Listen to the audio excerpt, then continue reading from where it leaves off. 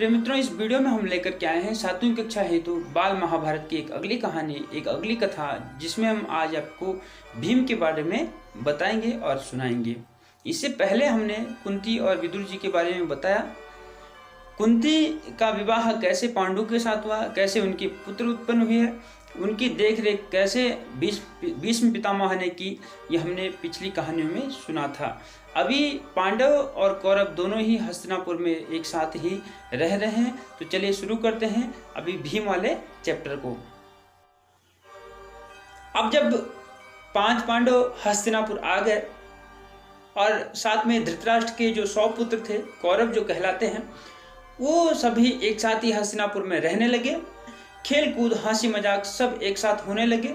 शरीर बल से भीम बड़ा शक्तिशाली था, इसलिए वह दुर्योधन और उसके भाइयों को खूब तंग किया करता था। यद्यपि भीम मन में किसी से बैर नहीं रखता था और बचपन के जोश के कारण ही ऐसा वह करता था, फिर भी दुर्योधन तथा उसके भाइयों के मन में भीम के प्रति द्वेष भाव बढ़ने लगा। इधर सभी बालक उचित समय पर आने पर कृपाचार्य से अस्त्र विद्या के साथ साथ अन्य विद्याएं भी सीखने लगे। विद्या सीखने में भी पांडव कौरवों से आगे ही रहते थे, इसलिए कौरव पांडवों से और खींचने लगे, चिढ़ने लगे। दुर्योधन पांडवों को हर प्रकार से नीचा दिखाने का प्रयत्न करता था। भीम से तो उसकी बिल्कुल नहीं जमती थी। एक बार सब कौरवों ने आपस में सलाह करके यह निश्चय किया कि भीम को गंगा में डुबोकर मार डाला जाए या मार दिया जाए। उसके मरने पर युधिष्ठिर, अर्जुन आदि को कैद करके बंदी बना लिया जाए। तो दुर्योधन ने सोचा कि ऐसा करने से सारे राज्य पर उसका एकाधिकार हो जाएगा। एक दिन दुर्योधन ने धूमधाम से एक जल में खेलने वाले एक खेल का आयोजन किया, जिसमें उसने 5 भाइयों को बुलाया। सभी लोग इस खेल को बड़े देर तक खेलने लगे और खूब देर तक इस खेल को खेला और उसके बाद भोजन किया। सभी लोग थके हुए थे और भोजन करके सभी अपने डेरों को गए और सो गए। दुर्योधन ने छल से भोजन के समय भीम के खाने में विष मिला दिया था। सब लोग खूब खेले तो थके हुए थे, सभी सो गए। भीष्म को विष के कारण गहरा नशा हो गया था।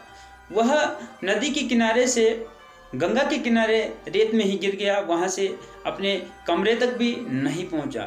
उसी हालत में दुर्योधन ने लताओं से भीम के हाथ पैर बांध दिए और उसको गंगा जी में प्रवाहित कर दिया। लताओं से जकड़ा हुआ भीम बहुत दूर तक बहता बहता चला गया। इधर दुर्योधन मन ही मन यह सोच कर खुश हो रहा था कि भीम का तो अब काम तमाम हो गया है। जब युधिष्ठिर आदि सुबह जागे, भीम को नहीं देखा, तो चारों भाइयों ने मिलकर पूरा वन छान डाला। पूरा गंगा का जो किनारा था जहां पर खेल खेला जा रहा था, वह किनारा भी ढूंढ डाला, लेकिन भीम का कहीं अता पता नहीं चला। अंत में निराश होकर दुखी हृदय से वे अपने महल को लौट आए। इतने में ही क्या देखते हैं कि भीम हंसता खेलता झूमता गाता चला आ रहा है। पांडवों और कुंती के आनंद का कोई ठिकाना न रहा।